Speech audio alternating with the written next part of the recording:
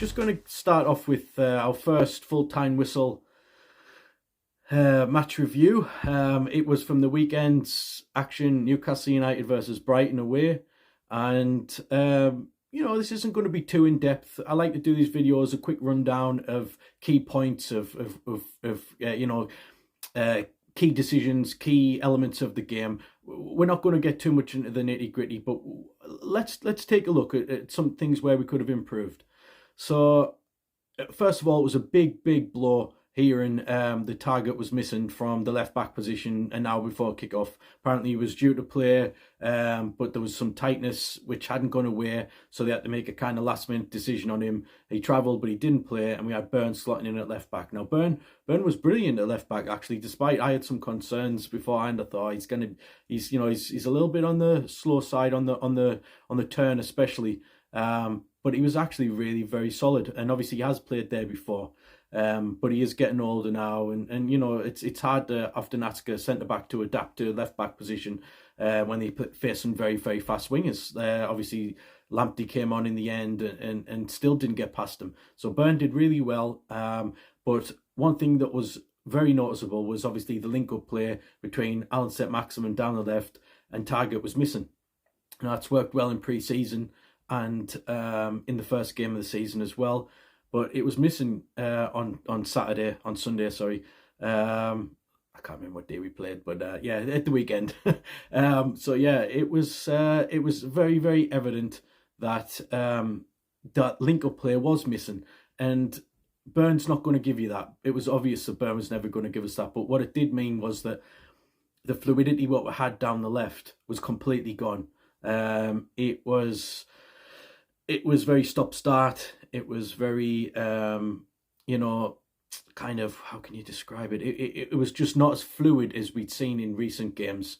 We still had Trippier down the right with Almiron cutting in, but down the left, it was very much Burn sitting back and Alan trying to do the best he could, but he just didn't have a good day. I'm sure you all agree with that one. It was a real off game for ASM. This is the key point that I felt for the game, was that having this tactical breakdown on the left-hand side just didn't serve us any good at all. It was really kind of just took the oomph out of that kind of left-hand side. We just couldn't get going. And if Target had been playing, I do think we could have offered a bigger threat, being a lot more fluid, just looked more comfortable down the left. And Alan might have had that little outlet, because a lot of people criticised Alan, and to be fair, like I just said, he didn't have his best game. But if he'd been overlapping by Target down the left, then we may have had some a little bit of joy down there. But we didn't have that. So that's something that hopefully the injury won't keep him out for too long, and hopefully be back this weekend against Manchester City. But we shall see.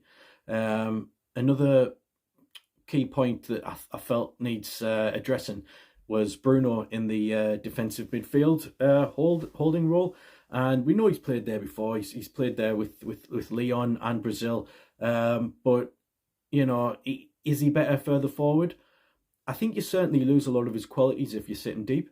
His attacking qualities, it's making him start off his through balls, 20-30 yards further back.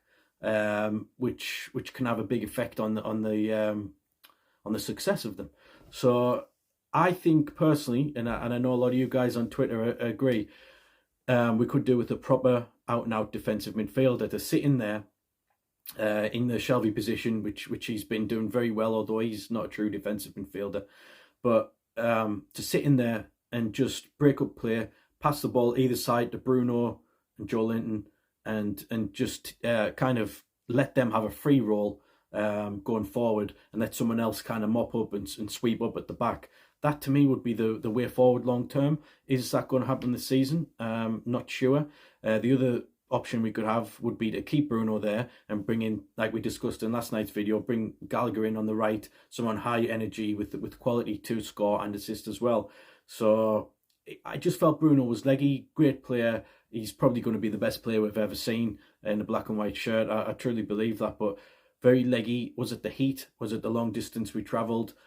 He just didn't quite seem on it, which he had admitted it on his own social media, that he wasn't having his best game.